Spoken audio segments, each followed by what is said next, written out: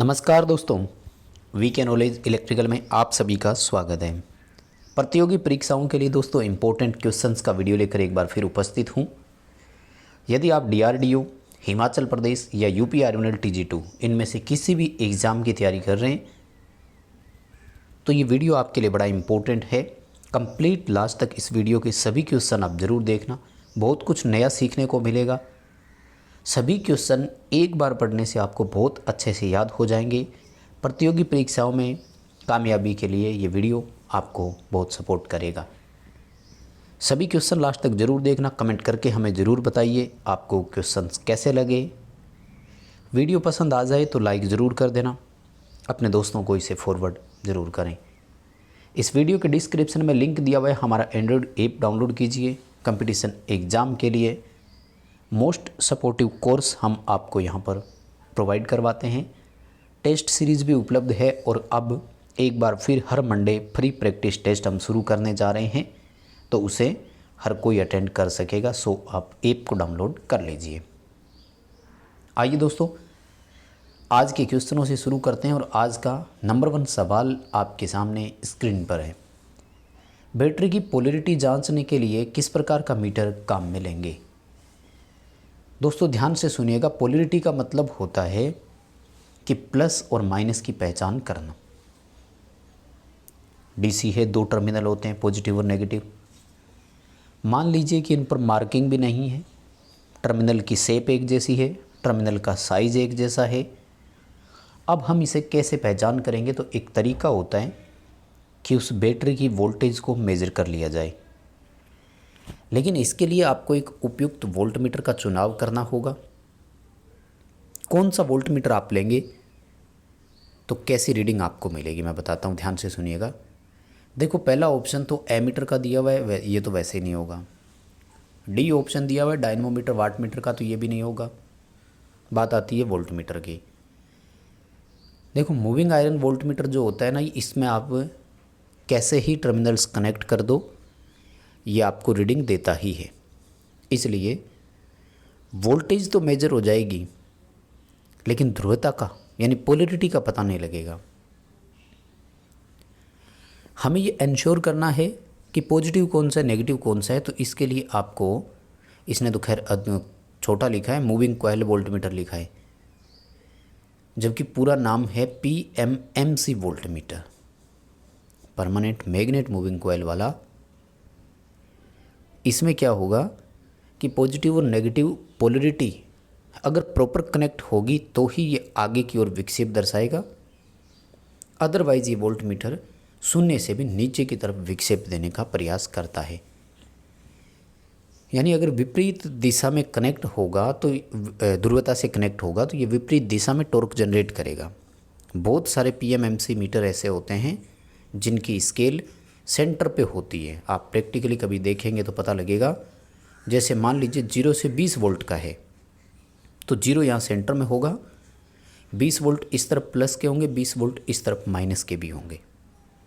तो इस क्वेश्चन का आंसर आपको बी करना है। मूविंग कॉइल वोल्टमीटर का हम उपयोग करेंगे। अगला सवाल आपके सामने है, विद्युत की मात्रा का सूत्र क्या है? देखो, इसने तो क्या किया, थोड़ा सा प्रतीक लिख दिया, ये रहा Q यहाँ पर एक हिंट के रूप में। फिर भी याद रखना, विद्युत की मात्रा हम चार्ज को बोलते हैं, ये ध्यान रखना, ठीक है ना। चार्ज को हिंदी में आवेश बोलते हैं। यानी एक्चुअली ये पूछ रहा है कि आवेश की कैलकुलेशन कैसे की जाती है, चार्ज की गणना हम कैसे करते हैं। तो आप सबको पता है Q बराबर क्या होता है, IT, यानी एम्पियर इंटू टाइम। ये ऑप्शन हो जाएगा करंट इंटू टाइम। वैसे इस क्वेश्चन में दिए गए सभी ऑप्शन को अगर आप ध्यान से देखें तो कुछ नई चीज़ भी है। जैसे बी ऑप्शन है वोल्टेज इंटू करंट, तो ये पावर का फॉर्मूला है, ठीक है। DC में जब आपको शक्ति ज्ञात करनी हो तो ये फॉर्मूला भी आप लगा सकते हैं। आवेश का है Q बराबर IT, इसमें न्यूमेरिकल भी आते हैं, ध्यान रखना। यहाँ समय हमेशा सेकंड में लिया जाता है, ये भी याद रखना। कई बार क्या पेपर में क्वेश्चन दे देते हैं कि 5 एम्पियर की धारा 10 मिनट तक प्रवाहित होती है, तो आवेश की गणना करें, ऐसा क्वेश्चन दे देते हैं वो। तो मिनट को आपको क्या करना है, सेकंड में कन्वर्ट करना है। इसका न्यूमेरिकल जो है वो पेपर में आ सकता है और आता भी है। ख़ास तौर से यूपी आर्मिनल TG2 जैसे एग्ज़ाम में तो आएगा। हिमाचल प्रदेश SSC में इतना टफ या इतना एक स्टेप आगे का क्वेश्चन वो नहीं देते हैं। चलिए अगला क्वेश्चन नंबर 4 आपकी स्क्रीन पर है और वो कह रहा है निम्न में से कौन सा पदार्थ ऐसा है जिसमें ऋणात्मक ताप गुणांक है। देखो ऋणात्मक ताप गुणांक वाले को NTC बोलते हैं, नेगेटिव टेम्परेचर कोफिशिएंट। इनमें टेम्परेचर बढ़ने से रेजिस्टेंस घटता है। और NTC में कौन कौन आते हैं, एक तो इंसुलेटर्स जितने भी होते हैं, इंसुलेटर बोलें तो अचालक। दूसरा सेमीकंडक्टर जितने भी होते हैं यानी अर्धचालक। तो अब यहाँ देखो ए ऑप्शन जो है उसमें लिखा हुआ है माइका, और अब्रक जो है वो अचालक की कैटेगरी में आता है, तो ए ऑप्शन हो जाएगा। लेकिन आपको मैं धीरे धीरे यहाँ के सारे ऑप्शन बताता हूँ, आप सुनना जरा। जो तांबा है ये चालक है यानी कंडक्टर या मेटल्स बोल दो, तो इनमें PTC का संबंध होता है। PTC का मतलब होता है पॉजिटिव टेम्परेचर कोफिशिएंट, धनात्मक प्रतिरोध ताप गुणांक, यानी इनमें प्रतिरोध ताप बढ़ने के साथ बढ़ता है। उसके बाद देखिए आपको मैं 2 ऑप्शन और दिखाना चाहूँगा, ये रेड कलर से देखिए, यूरेका और मैंगनीन। तो इन दोनों का ताप गुणांक जनरली 0 लिया जाता है। 0 का मतलब क्या है कि इनका प्रतिरोध ताप से अप्रभावित है, यानी टेम्परेचर बढ़े या घटे इनका लगभग टेम्परेचर रेजिस्टेंस जो है वो कांस्टेंट रहता है। इसीलिए संट बनाने के लिए जो एमीटर का संट होता है ना, उसके लिए हम मैग्नीन धातु का उपयोग करते हैं, क्योंकि मीटर की जब कॉइल वगैरह गर्म हो तो उससे उसका रेजिस्टेंस जो है वो प्रभावित ना हो। खैर अभी आपका ए उत्तर सही है इस क्वेश्चन का। तो नेगेटिव टेम्परेचर जो है वो माइका यानी अब्रक का है। अगला सवाल, ट्रांसफार्मर में कॉपर लॉस की गणना कैसे कर सकते हैं। सिंपल सवाल है। कॉपर लॉस की गणना के लिए शॉर्ट सर्किट टेस्ट आ जाएगा, वहीं ओपन सर्किट टेस्ट आ जाएगा आयरन लॉस के लिए, लोहे हानि की गणना करने के लिए। लेकिन साथ ही मैं आपको कुछ और चीज़ें बता रहा हूँ, सुनना। इस शॉर्ट सर्किट टेस्ट को अपन इक्विवेलेंट सर्किट पैरामीटर भी बोलते हैं, ये भी ध्यान रखना।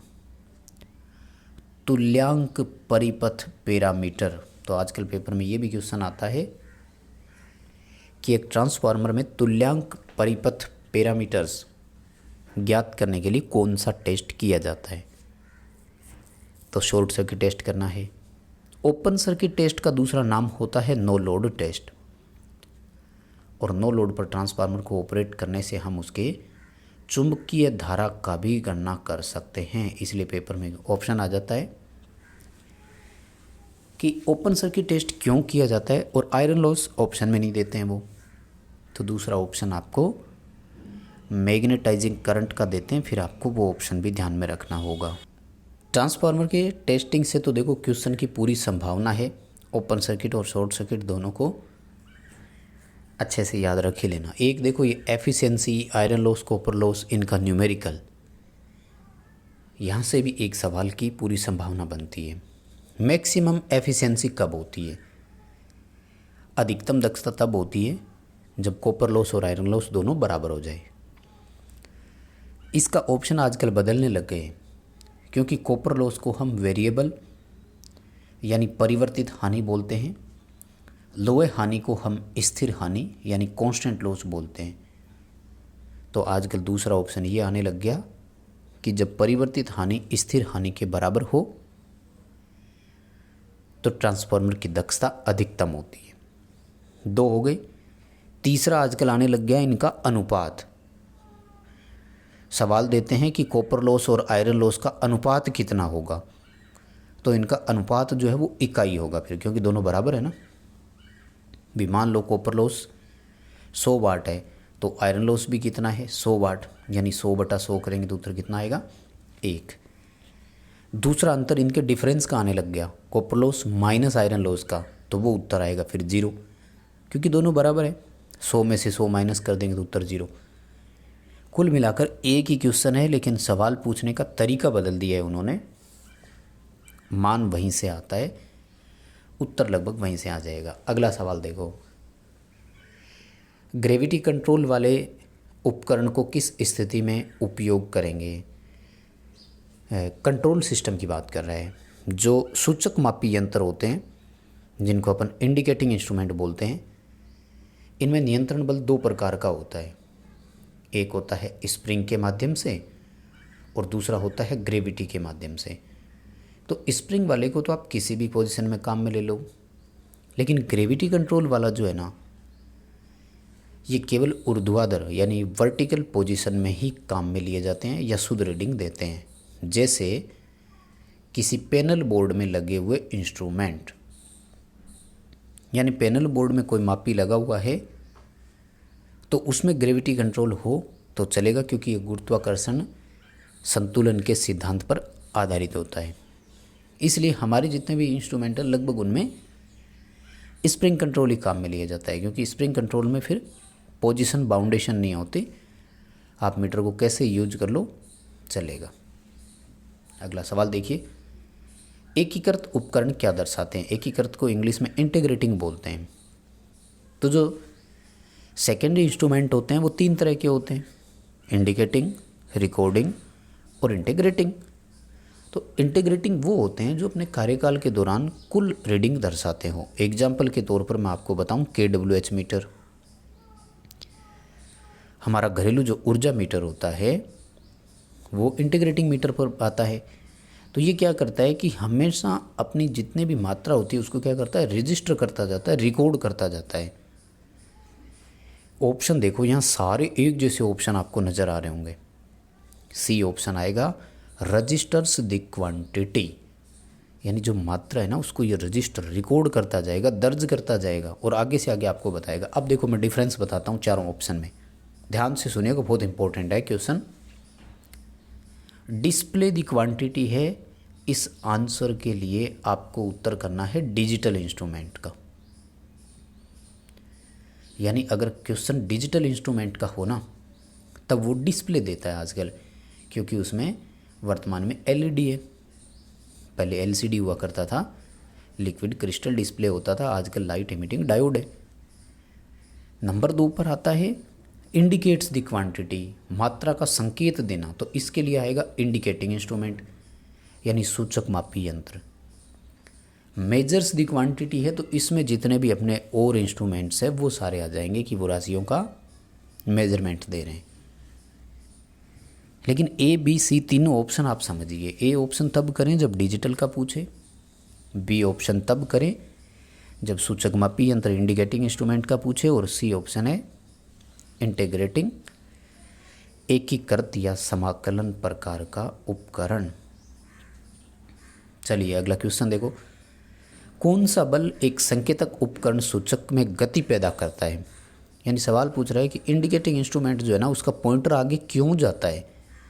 ये तब जाता है जब उसमें विचलन बल, विक्षेपक बल हो। इंग्लिश में हम इसको डेफ्लेक्टिंग टॉर्क बोलते हैं और इसी का दूसरा नाम ऑपरेटिंग टॉर्क भी है, ध्यान रखना।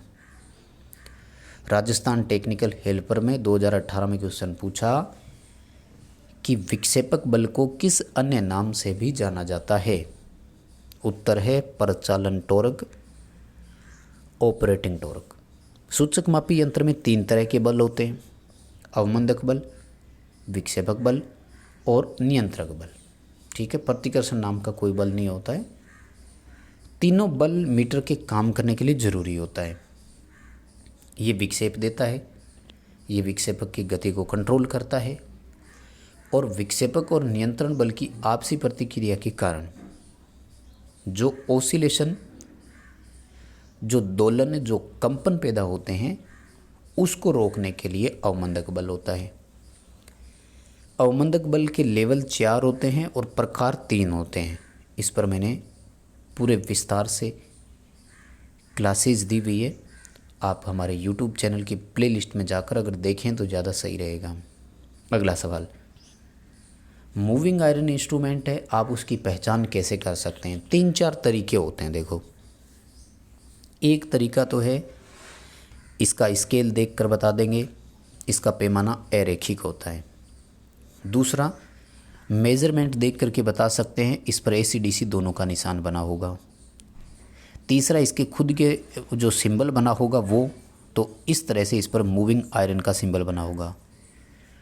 टर्मिनल्स की अगर बात करें तो इस पर कोई मार्किंग नहीं होती है, ये ध्यान रखें।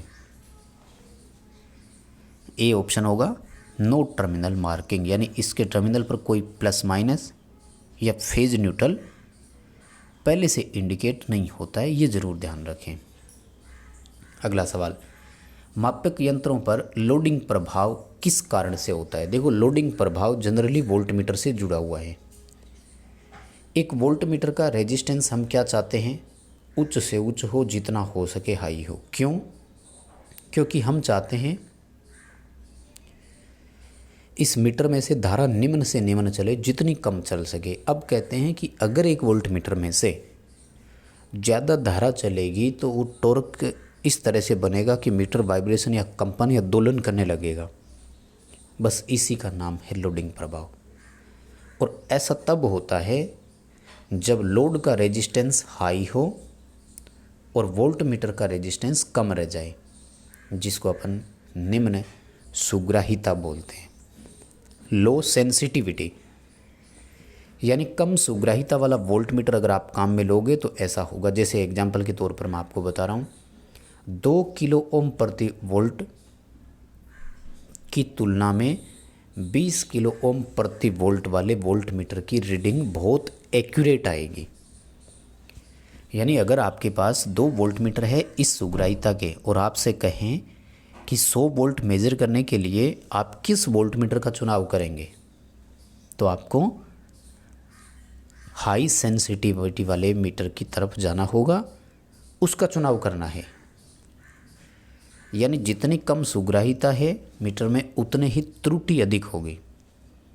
यानी इन दोनों में अगर हम अब कंपैरिजन करवाएं तो इस मीटर की जो रीडिंग होगी उसकी अपेक्षा 20 किलो ओम वाले की एक्यूरेसी अधिक आएगी, 20 किलो ओम वाले में त्रुटि कम होगी, 2 किलो ओम वाले में परसेंटेज एरर प्रतिशत त्रुटि अधिक मात्रा में होगी।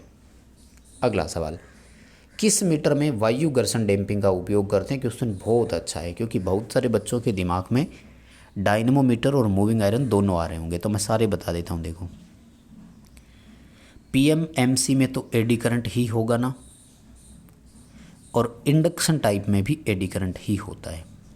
इन दोनों का तो कन्फर्म है। मूविंग आयरन में वायु घर्षण डैम्पिंग ही होती है। इस क्वेश्चन का आंसर बी है। अब गुरु आइए, डायनेमोमीटर में कौन सा है? माय डियर, डायनेमोमीटर वाले जो है उसमें न्यूमेटिक बोलते हैं उसको। क्या बोलते हैं? न्यूमेटिक डैम्पिंग, जिसकी स्पेलिंग P से शुरू हो रही है, ध्यान रखना। और हिंदी में इसको वायवीय या वात बोलते हैं इसको। तो इस डैम्पिंग के बारे में भी आप याद रखें। न्यूमेटिक डैम्पिंग का एक प्रकार विशेष तौर से होता है जो डायनेमो प्रकार के इंस्ट्रूमेंट में काम में लिया जाता है। अगला सवाल है, एनर्जी मीटर में एल्यूमिनियम डिस्क में आमने सामने 2 छेद क्यों करते हैं? तो ये क्वेश्चन तो सबको पता है ना। क्रिम्पिंग त्रुटि होती है, उसे दूर करना। क्रिम्पिंग त्रुटि है बिना भार के डिस्क रोटेट करती है। मैंने इसके कई सारे कारण भी बताए हैं आपको, जैसे PC ऊर्जित रह जाना, स्ट्रे चुंबकीय क्षेत्र, घर्षण की अति भरपाई यानी ओवर कंपनसेट हो जाना, इस तरह के कई इसके कारण भी होते हैं। खैर, ये सारे क्वेश्चन मैंने पहले करवाए हुए हैं, तो ज़्यादा मुझे नहीं लगता कि इनको रिपीट करने में भी फ़ायदा है। क्या आपको देखो हमारे पुराने वीडियो भी देखने चाहिए। बहुत सारे बच्चे ये सोचते हैं कि नया, देखो आज मैं अगर बात करूं ट्रांसफार्मर है, तो ट्रांसफार्मर कोई आज का तो है नहीं। तो आज से अगर 6 महीने पहले हमने कोई क्वेश्चन डाले हैं तो ट्रांसफार्मर के वो भी तो इम्पोर्टेंट होंगे ना आपके लिए। और मेरा प्रयास रहता है कि मैं रिपीट नहीं करता हूँ क्वेश्चन, इसलिए आप हमारे प्रीवियस वीडियो जितने भी है ना प्लेलिस्ट में जाओ और शांति से एक एक करके सारे देखो, ताकि कुछ नया सीखो। देखो, चुंबकीय क्षेत्र के कारण जो मीटर में त्रुटि आती है उसे क्या कहते हैं? तो उसे इन्फ्लुएंस एरर, वातावरण त्रुटि या प्रभाव त्रुटि बोलते हैं, जैसे चुंबकीय क्षेत्र के अलावा ताप, दोलन, नमी, इन सब से भी अगर मीटर में कोई त्रुटि आती है तो इन्फ्लुएंस या प्रभावी त्रुटि के नाम से जानते हैं। बस दोस्तों आज के लिए इतना ही था।